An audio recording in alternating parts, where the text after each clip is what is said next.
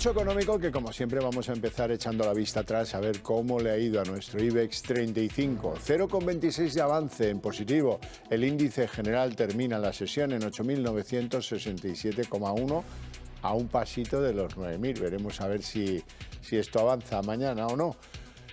Valores que avanzan en el día de hoy, por primera vez líder del pelotón del avance, Logista 2,77 arriba, en segundo lugar Indra 1,72 y en tercer lugar la holding de Iberia y de Vueling IAG, que en la sesión gana un 1,71.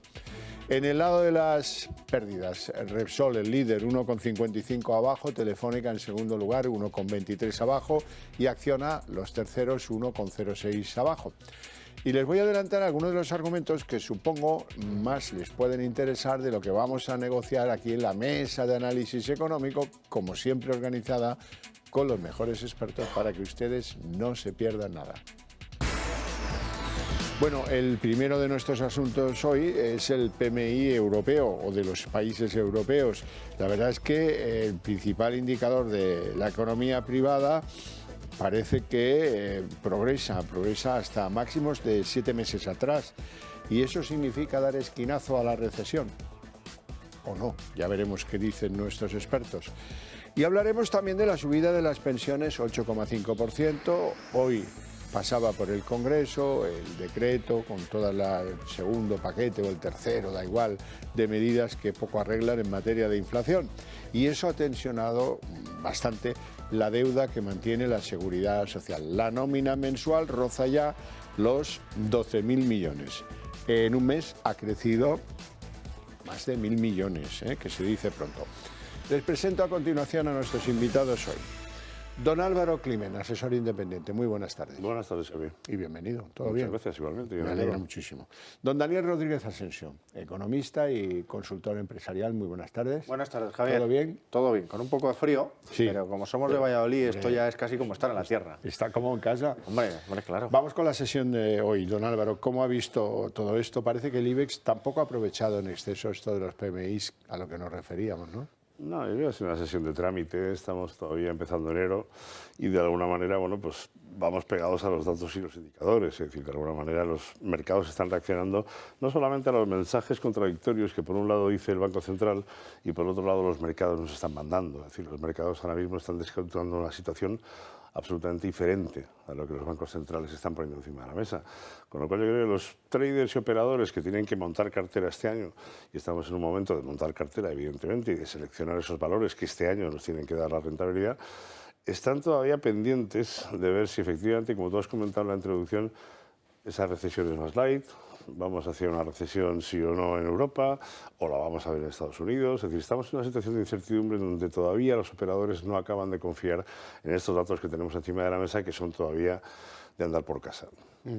Daniel. Bueno, seguimos en el paralelo, en los 9.000 es digamos, la parte alta del movimiento paralelo. Si lo rompe ya podemos ver, yo creo, ser un poquito más optimistas. Vamos a ver qué pasa en los próximos días. El IBEX 35 y la bolsa española continúa siendo atractiva en tanto en cuanto la banca tiene un peso importante. El Banco Central Europeo va a seguir subiendo tipos sin ninguna duda este año, y la morosidad, esta semana hemos conocido, ayer creo, los datos del Banco de España, sigue cayendo, y por lo tanto, bueno, hoy ya hemos conocido también datos de estrés financiero, índice de Bloomberg, etcétera, que, bueno, dice que está mejorando ligeramente en Estados Unidos, con lo cual esa preponderancia de los bancos yo creo que nos va a ayudar y da alas, bueno, a un optimismo moderado. Como bien decía Álvaro, a ver qué pasa con la recesión, aunque yo soy de los que cree, sinceramente, que, por ejemplo, Alemania presentó un dato de crecimiento del último trimestre más 0,1%. El consenso esperaba menos 0,1%. Me da igual.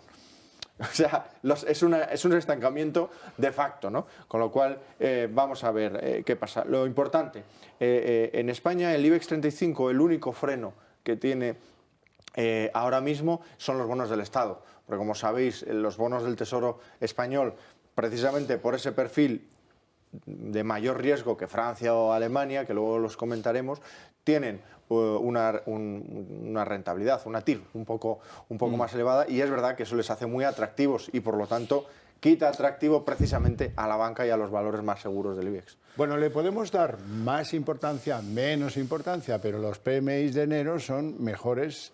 Habría que remontarse 6 meses atrás para conseguir unos parejos. ¿Necesitamos más meses como el mes de enero? Tal vez sí, pero ese es un hecho.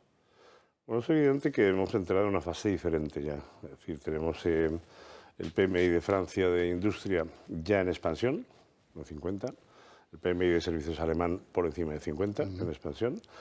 Y de los 3 PMIs de la zona euro, el compuesto está en expansión y el de servicios está en expansión, lo cual es un cambio de tendencia.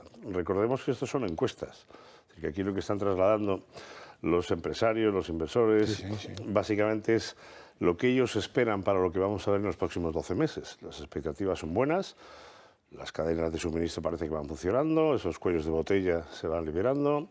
La inflación de costes ha disminuido por el precio de la electricidad y del gas natural, que claramente se ha visto impactado en esa cadena de distribución. Y luego, además, parece que los nuevos pedidos van poco a poco reaccionando. Poco a poco. Aunque la demanda sigue cayendo, estamos viendo una pequeña reacción. Y el empleo todavía no acaba de reaccionar. Con lo cual, bien, pero cuidado con la euforia. Daniel. Bueno, vamos a ver, yo creo que el general invierno ha salido al rescate de Europa. Perdón por usar este lenguaje bélico, pero es verdad que durante estos meses de invierno las temperaturas en Europa no han sido tan bajas como otros años, han sido más altas que otros años, y eso ha ayudado, por ejemplo, a que las reservas de gas, que era uno de los factores fundamentales para la evolución económica europea y más concretamente para el sector industrial de Alemania y de Italia, pues esas reservas se han mantenido constantes y lo que ha dicho Álvaro, el precio del gas sigue muy bajo y eso ha ayudado todos estos meses y es lo que está recogiendo esos PMI, pero a mí me gustaría resaltar varias cosas. Primero, es verdad que no están en la zona contractiva, pero están muy cerca, es decir, bueno, es un estancamiento más que un crecimiento. Segundo, y muy importante, la sorpresa positiva ha sido Alemania por esto que digo, y está arrastrando a toda Europa. Francia muestra más debilidad. Y tercero, y no por ello menos relevante, la apertura de China ya está provocando ligeros repuntes bueno, de cierta relevancia en el cobre, en el aluminio, digamos en materias primas, y eso puede suponer un impulso a la inflación que recordemos que todavía en Europa está en el 9%. Con lo cual, bueno, vamos a ver qué ocurre. Es verdad que China, la desaceleración es evidente, la actividad económica es muy baja y tiene problemas de primer nivel, tanto a nivel financiero como en sectores del 25% del Producto Interior Bruto como en la construcción. Estados Unidos tiene todos los indicadores de confianza en niveles compatibles con la recesión, todos, con lo cual vamos a ver qué ocurre, porque la sensación que tengo es que puede presentar crecimiento muy débil por el gasto público y la semana pasada vimos una cosa que a mí me llamó mucho la atención. Seguro que los espectadores vieron que una vez más se estaba debatiendo si aumentar el techo de gasto en Estados Unidos. La típica discusión de todos los años. Ocurre todos los años y al final acaban aumentando el techo de gasto. Bien, pues esa mínima posibilidad de impago provocó que los seguros de impagos de crédito, los CDS, a un año, se disparasen en una semana a máximos históricos. Es decir, ni 2020, ni 2012, ni 2008, a máximos históricos. Eso es una excelente medida del nivel de volatilidad que tenemos, incluso en la deuda de menos riesgo, como es la de Estados Unidos, y bueno, es un aviso a navegantes, que yo creo, ya sabéis que este año tenemos que estar pendientes del mercado de trabajo, como muy bien ha dicho Álvaro, y del sistema financiero. Bueno, resulta que hemos sabido que la Unión Europea se ha gastado 350.000 millones en contener los precios energéticos. A algunos nos parecerá poco, a otros nos parece una barbaridad. Llevamos hoy 11 meses de la guerra de Ucrania. No tiene pinta de que eso vaya a terminar en un corto plazo. Y el déficit de la Unión Europea está en el 3,2%, el de la eurozona en el 3,3%. ¿Hasta dónde seguir con estas políticas? Y el de España en el 4,2%. El de España en el 4,2%. Y la deuda en el 116%. ¿Hasta dónde? Pues hasta que los europeos no entiendan de que la maquinita de hacer dinero ya se ha acabado, es decir, que ya no vale. El impacto de impulso monetario que hemos visto en estos años, ya estamos recogiendo precisamente esa siembra en alta inflación. hasta que no nos demos cuenta de que efectivamente hay que empezar a aplicar unas políticas de restricción fiscal y de restricción presupuestaria, vamos a seguir teniendo una situación de este perfil. Es decir, deudas muy altas todavía en muchos países, con unos déficits todavía por encima del 4%, del 3% en muchos casos. Eso es una pelota que se autoalimenta. En la medida en que estamos poniendo encima de la mesa cada día más planes de expansión, precisamente, de esa masa monetaria que queremos controlar, nos estamos pegando un tiro en el pie. Entonces, en la medida en que no haya una norma desde la Unión Europea y un mensaje a los países, vamos a empezar a controlar la deuda y los déficits presupuestarios, esta solución no la vamos a ver a corto plazo. Con lo cual, seguimos alimentando un problema que no nos damos cuenta que es una mochila que nos vamos cargando, y cuando vengan maldadas, como dice Daniel, si en un momento determinado la situación económica se vuelve otra vez a dar la vuelta, nos vamos a encontrar con una losa que va a ser muy difícil de quitar de encima. Bueno, estamos soplando y sorbiendo a la vez. Una política fiscal expansiva para contener la inflación es como dar un puñetazo y pretender no hacer daño. ¿Vale? Porque precisamente una política fiscal expansiva impulsa la inflación. De primero, de manual, de economía, de cualquier... da igual la escuela que seas y en dónde has estudiado. Hasta en la Complutense. Da igual. Con lo cual, a mí me llama la atención, estos 350.000 millones de euros, alguien los tendría que poner en la balanza del 9,2, creo es, por ciento de inflación en la eurozona. O a lo mejor han provocado ese 9,2 o lo están provocando, ¿no? Con lo cual, bueno, lo más importante ahora mismo es que tenemos países como Alemania, que venían de una situación de una notable estabilidad fiscal, que se están abandonando al gasto por el gasto y al impulso fiscal, y veremos cómo les sale.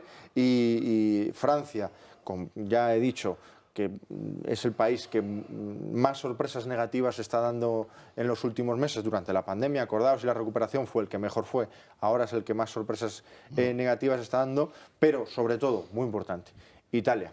Italia está en el foco de absolutamente todo, porque además las reglas fiscales que comentaba Álvaro y la incertidumbre financiera no se están abordando desde ningún punto de vista, y la situación tanto de la banca italiana como de sus finanzas públicas está fuera de control. Tanto es así que los inversores extranjeros están huyendo de los bonos del Tesoro italiano y se están refugiando en los nuestros, que eso, tela para decir eso, ¿eh? Bueno, Italia y Francia. De Italia tengo que decir que han sabido mover sus cartas, que han firmado con Argelia un segundo gasoducto y que Argelia ha decidido mantener cerrado el gasoducto principal que la conectaba con España. Eso ya no tiene arreglo y sabemos quién es el responsable de que haya pasado eso, ¿eh? ¿Se acuerdan de aquella carta patética enviada al rey de Marruecos por Pedro Sánchez? Y de Francia. De Francia, pues ahí hay mucho que hablar, pero sobre todo hablaba usted de que habían sido los mejores en la gestión económica de la pandemia. Y de la pandemia española, ¿cuándo demonios vamos a hablar? Pues miren, hoy hemos podido sacar cuentas limpias, claras, sobre las ayudas recibidas durante la pandemia en España. Han pasado 3 años desde que la pandemia arrasara de lleno la economía española. Según el registro mercantil, 500.000 de empresas que presentaron sus cuentas en el año 2020 recibieron algún tipo de ayuda por parte del Estado. ERTES, avales ICO, moratorias en el pago de créditos o ayudas al alquiler. Los sectores que más aprovecharon estas medidas fueron el comercio, la construcción y los dedicados a la actividad inmobiliaria. La gran ausente en el informe, la hostelería. La razón son autónomos en su gran mayoría. Junto a la restauración y el pequeño comercio, ligados sobre todo al sector turístico, se llevaron también una de las peores partes del pastel. Según los datos de empresas reflejados en la Seguridad Social en el final de 2020, 68.000 empresas de menos de 50 trabajadores en su plantilla han ido abocadas al cierre. En marzo de 2021, el gobierno de Sánchez aprobó una partida de 7.000 millones de euros transferidos a las comunidades autónomas destinados a ayudar a este sector, también al turismo y al comercio. Los autónomos podrían recibir hasta 3.000 euros de estas ayudas, las empresas hasta 200.000 para paliar los efectos de la COVID. Sin embargo, los requisitos y las dificultades para poder solicitar las ayudas rebajó el nivel de ejecución de estos fondos en un 65% en la gran mayoría de los territorios. Daniel Rodríguez Asensio, ¿aprecias alguna sorpresa respecto de la imagen preconcebida que ya teníamos sobre esas ayudas? Bueno, lo más importante de las ayudas fueron los ERTES, y la moratoria para el pago de los créditos, ¿no? Tanto es así que hace muy poco, a finales del año pasado, que esa moratoria expiró y en 10 días tuvieron que aprobar otra de la que se estaba liando. 10 días tardaron en aprobar una nueva moratoria para esos créditos. Esa es la situación real del tejido empresarial español. Datos. 2022, el número de autónomos que se crearon fueron 5. Se cuentan con el dedo de una mano. 60.000 códigos de cuenta de cotización, empresas, para que nos entendamos, o sucursales, o pequeños negocios menos que antes de la pandemia. 20.000 destruidos en el último año. Esa es la situación. A ver, cuando veamos las cuentas de la agencia tributaria, yo tengo muchísimas ganas, de 2021 y 2022, a ver si se ha incrementado el porcentaje de pymes que están en pérdidas. Estábamos en un 40%, que ya está bien, ¿eh? Con lo cual, yo estoy seguro que el Gobierno está encantado con el hecho de que 1 de cada 2 empresas haya recibido ayudas estatales, porque eso las hace dependientes del sector público. La realidad es que el tejido empresarial español presenta un encefalograma plano y está gripado. Esa es la realidad. Álvaro. Yo creo que la palabra la ha dicho Daniel, es decir, más dependencia. Es decir, al final hemos creado un sistema dependiente en el cual pues todos estamos esperando alguna ayuda de algún tipo. Recordemos que esas ayudas no son gratis. Recordemos que tenemos más de 150.000 millones que nos ha dado la Unión Europea precisamente para que ese tejido que está estancado y productivo empresarial hubiese podido ya haber aportado al PIB algo desde los finales de la pandemia, cosa que no ha ocurrido. Si nos vamos a las ayudas directas que realmente han llegado a lo que es la empresa final, al autónomo, a lo que es el agricultor, no llegan al 14% de todo lo que se ha más o menos repartido entre comunidades autónomas y licitaciones, ¿no? Con lo cual, al final, la propia Unión Europea es la que nos está poniendo encima de la mesa el foco, de decir, oye, ¿dónde está el dinero? ¿Hacia dónde ha ido ese dinero? Porque los ICOs hay que devolverlos. Los ERTEs cuestan dinero también al erario público. Estamos hablando siempre de una factura adicional sin ningún tipo de contraprestación en la productividad. No vemos un incremento de productividad, sino más bien todo lo contrario, y no vemos que ese dinero, que en teoría de ayudas de 1 de cada 2 empresas, esté generando lo suficiente para poder pagar el servicio de todo lo que estamos dando.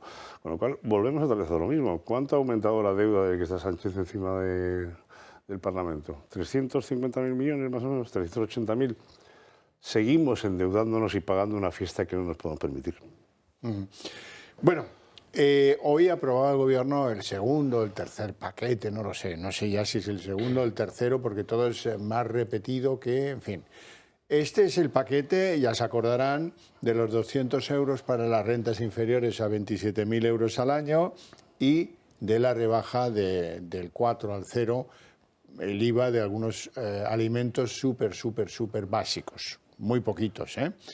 A la vez, en el mismo decreto anticrisis estaba el aumento de las pensiones en un 8,5%, que evidentemente ya se aprecian enormes tensiones en la seguridad social porque la nómina mensual roza los 12.000 millones de euros. El gasto en pensiones contributivas se dispara en enero a la cifra récord de 11.902 millones tras subirlas con el IPC.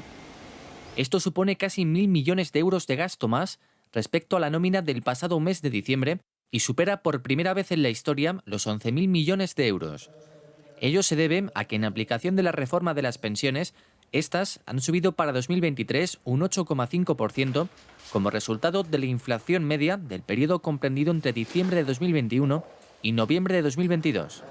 El Ministerio de Seguridad Social, que dirige José Luis Escrivá, estima que el gasto en pensiones se situó en el 11,7% del PIB en los últimos 12 meses, porcentaje inferior al de 2020, con un 12,4% del PIB, año condicionado por el impacto de la pandemia sobre el PIB y también más bajo que el de 2021.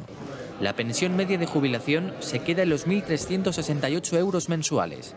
En el régimen general, la pensión media de jubilación ha ascendido a 1.528 euros mensuales frente a los 911 euros del régimen de autónomos. Con fecha de 1 de enero, unas 400.000 pensiones han percibido el complemento por brecha de género, cuyo objetivo es corregir paulatinamente la diferencia que se produce entre la pensión media que recibe un hombre y la que recibe una mujer. O sea que con el incremento, unos 1.000 millones cada mes más. 1.000 millones mes, es decir, hay que recordar el 8,5 de incremento. Y además las nuevas pensiones que se incorporan al sistema, habéis hablado de la pensión media en 1.360, me parece que está, pues que las nuevas están entrando a 1.400, 1.500, con lo cual esa factura se va aumentando a medida que se van dando de baja los antiguos pensionistas y se van dando de alta el famoso baby boom este que tiene que venir en los próximos años, que va a ir con pensiones mucho más cercanas a los 2.000 euros. Con lo cual, esta factura de 1.000 millones por mes se va a ver acrecentada en la medida en que no haya muchos más cotizantes que puedan aportar precisamente el pago para cubrir ese déficit. Con lo cual, el agujero sigue aumentando. Es decir, todavía no hemos encontrado una solución para que el problema de las pensiones algún día sea sostenible. Es decir, lo que vamos a conseguir al final es trabajarás más tiempo, pagarás más y cobrarás menos, que es el resumen de todo lo que ha hecho este gobierno, especialmente con el ministro Escrivá al frente. Daniel. Bueno, decir que las pensiones suben un 8,5%, que se baja el IVA a algunos alimentos y alguna cosa más queda muy bien en el Congreso y en el vídeo. Lo que no dicen, no se ha aprobado el decreto hoy, pero se aprobó hace un tiempo, ¿no? Es que en el 1 de enero de este año ha entrado en vigor el mecanismo de equidad intergeneracional, que es un 0,6% más en impuestos que va en nuestra nómina para la seguridad social, más impuestos. Tampoco se ha dicho que ha entrado en vigor el IVA a los plásticos de un solo uso, que eso se come toda la falacia de la bajada del IVA a los alimentos, y así otros 6 impuestos más, 8 en total, que han entrado en vigor en 2023 y que incrementan las subidas fiscales a más de 60 desde que Sánchez es presidente. 60. Bien. ¿Cómo se están pagando las pensiones? Primero, agujero de 15.000 millones de euros más a mayores del déficit de la Seguridad Social, porque eso es la aportación, recordemos, que hace el Estado todos los años vía presupuestos generales del Estado. Más o menos, estamos en torno a los 15.000 millones de euros. Segundo, 100.000 millones de euros de deuda de la Seguridad Social, máximo histórico. Nunca antes la Seguridad Social había tenido tanta deuda. Eso también lo tenemos que tener en cuenta. Es decir, las pensiones ya no es que lo estén pagando los trabajadores presentes, que eso es así funciona el modelo de reparto. Yo, trabajador, a través de mi nómina, pago las pensiones actuales. No, es que lo están pagando los trabajadores futuros y dentro de mucho futuro. Por eso, los niños hoy ya no vienen con un pan debajo del brazo, vienen con una deuda de 32.000 euros que ni han querido, ni han gestionado, ni han disfrutado. Bueno, parece que en España los inversores particulares están disparando la demanda de letras del Tesoro. Se busca rentabilidad y eso es de lo poco que la ofrece. Parece que hay lista incluso de peticiones. ¿Cómo ven? Bueno, después de 10 años de que los activos sin riesgo estuviesen en tipos negativos o cero, pues llega el momento de que el ahorro pues tenga un cierto favor, ¿no? Es decir, que no tengas que meterte en activos de riesgo, en private equity, en bolsa, sino que tienes activos de gran calidad que de alguna forma te están dando un 3%. Entonces, claro, esto compite en directo con los depósitos. En la medida que los bancos no están subiendo esa remuneración a los depósitos porque son más remolones, sí reciben el beneficio del incremento del tipo de interés en el margen financiero, pero no remuneran el depósito. Pues el inversor de a pie al final dice, oye, pues si tengo una letra a 12 meses al 3%, adelante. No nos olvidemos de todas maneras que este año en las emisiones del Tesoro, las letras van a ir en negativo, es decir, el neto de emisiones de letras a 12 meses va a ser de menos 5.000 millones, con lo cual todo se va a volcar en bonos y obligaciones, con lo cual que aprovechen ahora estas letras que todavía está emitiendo el Tesoro porque van a dejar de estar encima de la mesa. Sí, las letras del Tesoro son atractivas. Ahora mismo los fondos están yendo a activos refugio. El oro está evolucionando al alza, la deuda norteamericana y la alemana. Y en ese contexto, la española, que tiene una TIR ligeramente superior al resto y todavía la situación financiera es de estabilidad, es muy atractiva, lo que hemos comentado antes. Bueno, pues vamos a dejarlo aquí. Antes quiero convencerles de algo que hemos hablado aquí 1000 veces, que es que el nuevo impuesto a los ricos que ha impuesto el gobierno de Pedro Sánchez ha dejado a España en situación de desventaja ante nuestros países vecinos, Portugal e Italia, donde se siguen fugando los que pueden de este país. Bueno, no tenemos tiempo para más. Les agradezco muchísimo su presencia y sus opiniones. A ustedes también el interés que suscita el programa. Por eso les invito a ver a continuación, a la vuelta de publicidad, la redacción abierta con todo lo que en el día de hoy nos trae la política.